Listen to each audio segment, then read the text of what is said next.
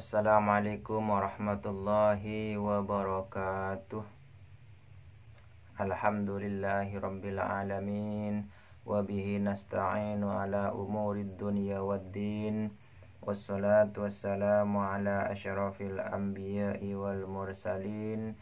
Sayyidina wa nabiyyina wa habibina wa qurrati a'yunina Sayyidina wa maulana Muhammadin sallallahu alaihi wasallam wa ala alihi wa ashabihi wa azwajihi wa auladihi wa dzurriyyatihi ajma'in.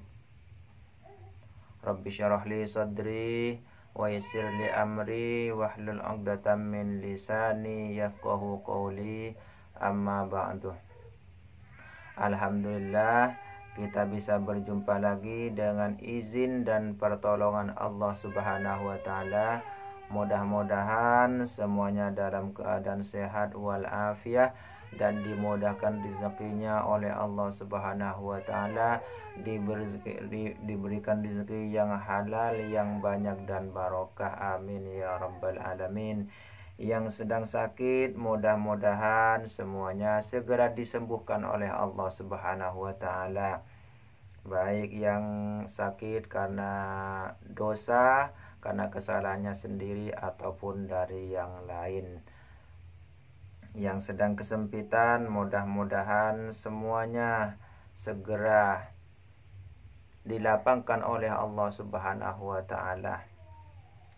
Yang sedang kesusahan, mudah-mudahan segera diberi kesenangan, kebahagiaan oleh Allah Subhanahu wa taala. Yang punya hajat, mudah-mudahan segera terpenuhi atau tercapai hajatnya. Yang ada masalah, mudah-mudahan segera selesai dari masalahnya. Yang punya hutang, mudah-mudahan segera lunas hutangnya dan mendapatkan rizki yang halal dan barokah, banyak yang bermanfaat untuk diri sendiri dan juga orang lain. Amin ya rabbal alamin. Alhamdulillah teman-teman, kita bisa berjumpa lagi yang insyaallah dalam suasana yang lebih bahagia, lebih senang dari sebelumnya insyaallah. Mudah-mudahan dengan bertambahnya zikir kita, bertambahnya kesadaran kita, bertambahnya wiridan kita, mudah-mudahan itu semua menjadi penyebab semakin bertambahnya keimanan kita dan ketenangan kita. Sebagaimana yang sudah difirmankan Allah dalam Al-Quran, ala bidzikrillahi tatmainnul qulub, bahwa berzikir kepada Allah itu menyebabkan menyebabkan ketenangan dalam hati. Jadi harap semuanya, teman-teman semuanya, rekan-rekan yang ada dimanapun berada, mudah-mudahan semuanya suka berzikir, sehingga sifat-sifat atau penyakit-penyakit yang ada di dalam diri kita semuanya bisa terkikis sedikit demi sedikit sampai habis. Amin ya rabbal alamin. Nah, perjumpaan kita kali ini saya hanya akan memberitahukan tentang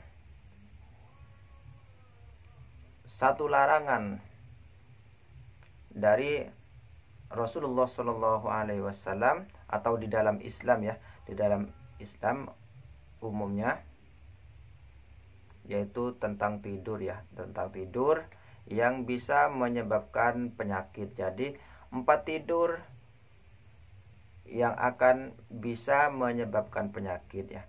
Maka semuanya saya ajak dan saya beritahu, saya kabarin bahwa 4 tempat ini akan menyebabkan orang mudah sakit ya.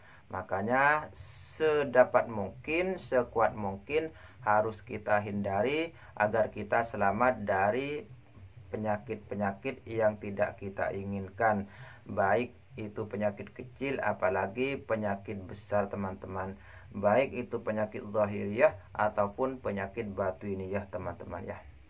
Jadi harap semuanya dengarkan sampai habis video ini, dan jangan lupa juga share ya ke semua teman-teman dan baik di Facebook, di Instagram, di WA, di Telegram dan sebagainya. Silahkan bagikan video ini, semoga bisa menolong yang lain dan juga bisa memahami tentunya tentang bagian isi dari Islam ya, yang tentunya dalam Islam itu sangat lengkap, mulai dari perkara kecil sampai perkara besar, semuanya ada pemberitahuannya teman-teman ya. Jadi di sini saya khususkan tempat tidur atau 4 waktu tidur ini dilarang karena bisa menyebabkan penyakit. Yang pertama adalah tidur selepas sholat subuh ya. Jadi biasakan sholat subuh pada waktunya ya, tepat pada waktunya atau di awal waktu. Dan setelah sholat subuh, walaupun kita ngantuk, kita tahan sedapat mungkin jangan tidur teman-teman ya. Karena tidur setelah subuh, tidak peduli itu siapa, kiai atau siapa, apalagi orang umum ya. Jadi tidak ada bedanya, tidak peduli ya.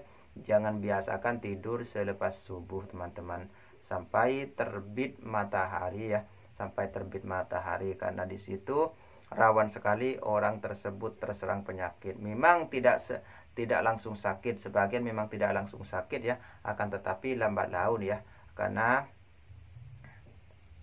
tubuh kita akan semakin lemah, semakin hari semakin lemah, dan itu juga menyebabkan kemalasan pada kita teman-teman ya. Ya, jadi itu menyebabkan kemalasan pada kita. Apabila kita biasakan tidur selepas subuh, maka itu akan menyebabkan kemalasan atau datangnya sifat malas kepada kita. Dan otomatis setelah datang sifat malas tersebut akan semakin mudah kita terserang penyakit teman-teman ya. Jadi itu waktu tidur yang pertama, dan itu memang dilarang oleh Rasulullah karena juga menyebabkan sulitnya rezeki teman-teman ya. Jadi itu juga bisa menyebabkan sulitnya rezeki teman-teman untuk kita. Ini yang pertama. Kemudian yang kedua adalah tidur setelah sholat asar sampai masuk waktu maghrib teman-teman ya. Jadi sebisa mungkin kita harus menahan perasaan ngantuk kita, perasaan ingin tidur kita, walaupun kita sangat ngantuk sekali. Kecuali memang tidak bisa ditahan, dan itu pun tidak sering ya teman-teman. Karena tidur selepas asar, waktu asar, baik itu pas selesai asar atau menjelang maghrib teman-teman ya.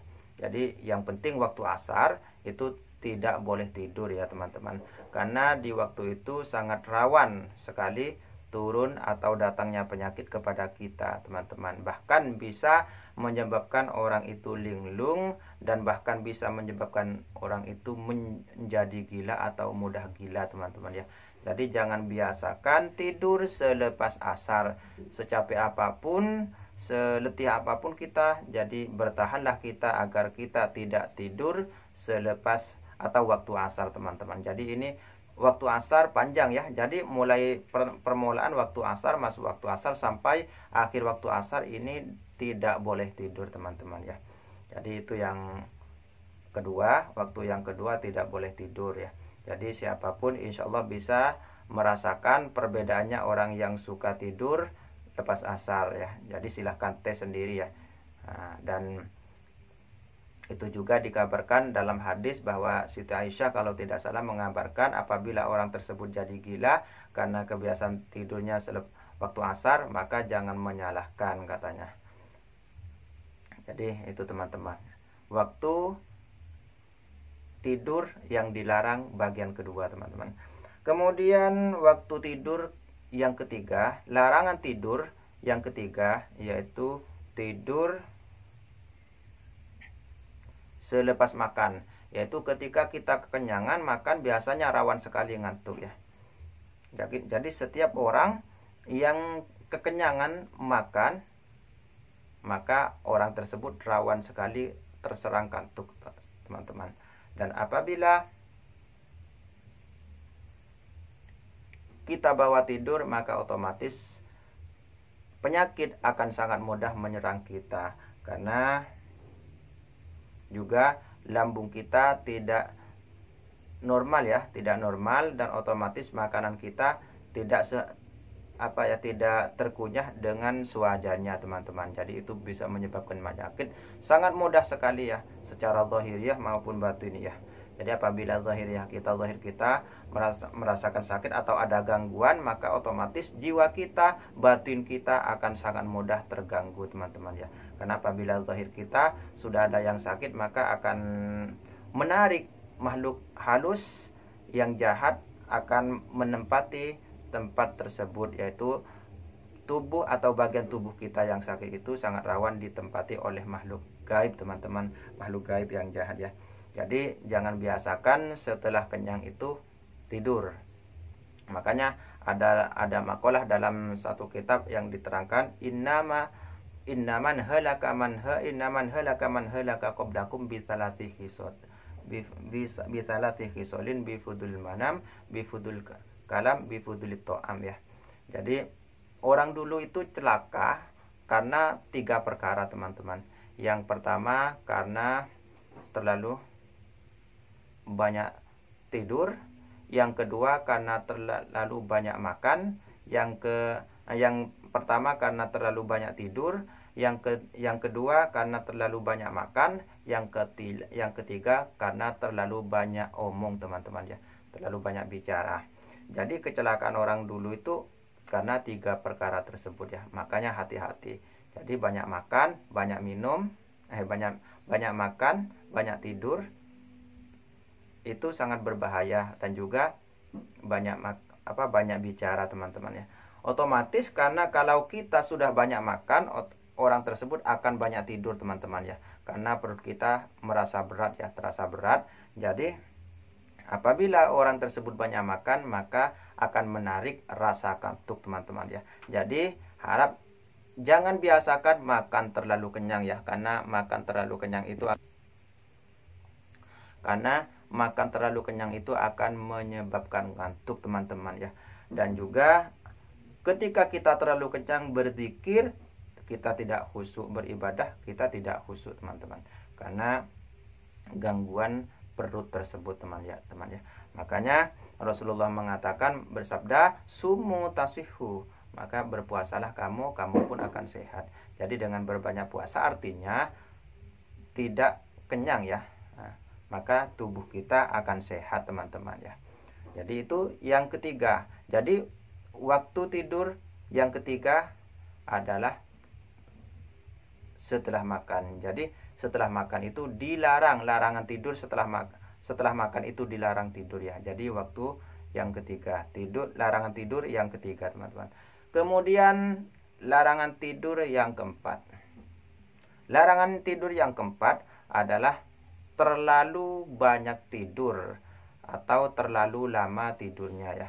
Jadi walaupun kata kedokteran itu tidur yang menyehatkan itu 8 jam teman-teman, tapi dalam Islam tidak ada itu teman-teman. Tidak ada tidur yang sehat itu 8 jam, itu tidak ada, kecuali dalam ilmu kedokteran, dan itu pun tidak semuanya setuju teman-teman ya. Tidak semuanya setuju. Jadi terlalu banyak tidur itu juga dilarang, karena terlalu banyak tidur itu sangat mudah kita diserang penyakit, baik penyakit zahir maupun penyakit batin teman-teman ya. Jadi itu harus berhati-hati, kita harus dijaga, dan kita harus berhati-hati dari 4 tempat waktu tidur tersebut ya. Jadi harus berhati-hati, karena ini memang sangat rawan sekali kita terserang penyakit ya. Jadi jangan lupa teman-teman semuanya ini silahkan diamalkan ya. Silahkan diamalkan. Dan juga ada tambahan yang lain, larangan dari Rasulullah, tidak boleh tidur sebelum sholat isya teman-teman ya. Dan ini bukan karena akan mendatangkan penyakit teman-teman, akan tetapi karena lebih condong kepada kita melalaikan sholat isya teman-teman ya. Itu lebih condong ke sana ya. Dan itu hadisnya hadis sahih, dan sangat banyak sekali riwayat yang mengarah ke situ teman-teman ya.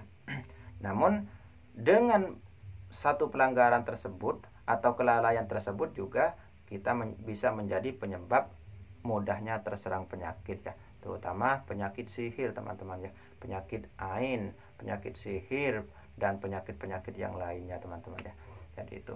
Jadi sudah cukup ya 4 waktu tidur yang bisa menyebabkan orang tersebut sakit dan sangat rawan orang tersebut terserang penyakit, baik penyakit zahiriyah maupun penyakit batiniyah. Yang pertama adalah tidur setelah subuh, jadi itu sangat mudah orang tersebut kena penyakit ya. Kemudian tidur waktu asar, di waktu asar, mulai masuknya waktu asar sampai berakhirnya waktu asar itu dilarang ya, karena itu sangat rawan sekali orang tersebut diserang penyakit ya, dan bahkan sampai penyakit gila teman-teman ya. Jadi itu sangat sangat harus kita jauhi teman-teman. Kemudian yang ketiga adalah tidur setelah makan, karena perut kita kenyang, maka biasanya orang sangat mudah ngantuk, dan itu jangan dilayani. Jadi tidur setelah makan itu dilarang ya, karena sangat berkemungkinan orang tersebut mudah terserang penyakit teman-teman.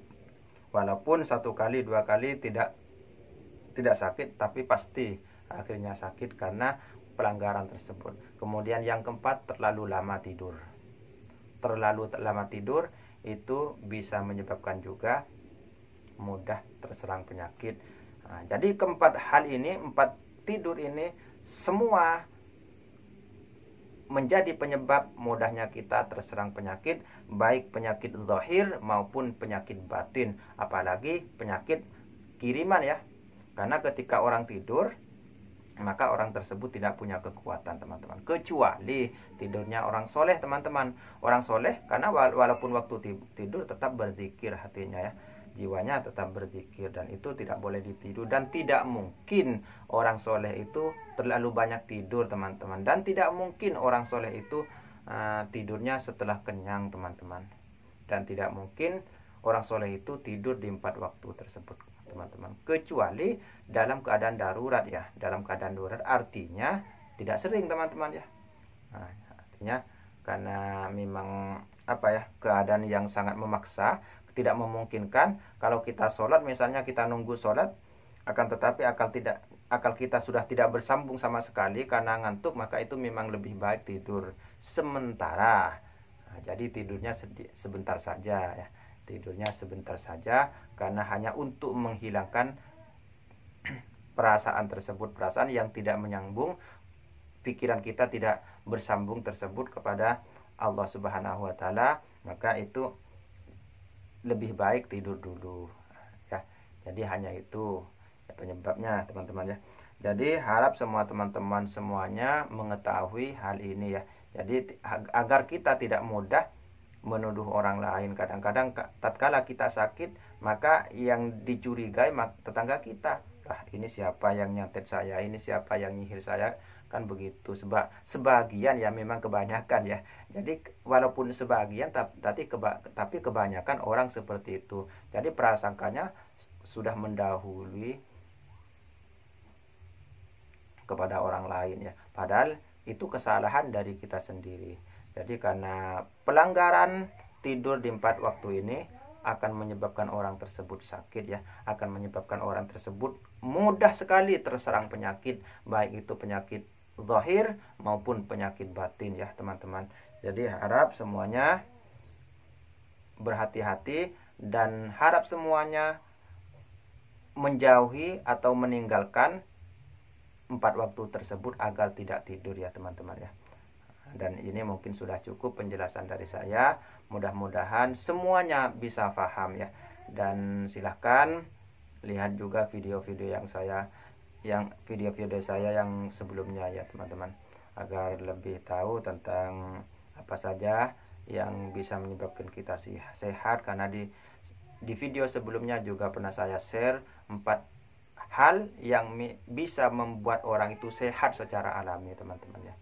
Nah, dan ini Video yang kedua yaitu 4 hal yang bisa membuat orang sakit. Jadi 4 hal yang bisa membuat orang sehat tanpa modal sama sekali, dan 4 hal yang bisa membuat orang mudah sakit, teman-teman ya. Nah, jadi sekarang sudah lengkap yang menjadi penyebab dan juga yang menjadi obat, teman-teman ya. Jadi ini saya kira sudah cukup, teman-teman. Jangan lupa ya, seperti biasanya saya minta bantuannya agar semua teman-teman membantu saya juga, yaitu dengan cara subscribe. Yang belum subscribe dah, yang sudah subscribe, bantu bagi-bagikan video ini ya, agar channel ini segera meluas ya, karena tujuannya memang untuk kebaikan. Mudah-mudahan menjadi amal jariah ya, amal jariah yang baik dan diterima oleh Allah Subhanahu wa taala, yang pahalanya bisa kita nikmati baik di dunia apalagi di akhirat nanti, teman-teman. Jadi niatkan karena Allah, mudah-mudahan kita semuanya diampuni oleh Allah dan menjadi makhluk atau hambanya yang semakin hari semakin baik, semakin hari semakin baik, teman-teman ya. Mungkin ini sudah cukup. Saya akhiri dengan doa kafarat majelis. Ghufranaka subhanaka Allahumma wa bihamdika asyhadu an la ilaha illa anta astaghfiruka wa atubu ilaika. Wabillahi taufiq wal hidayah wal afu minkum. Wassalamualaikum warahmatullahi wabarakatuh.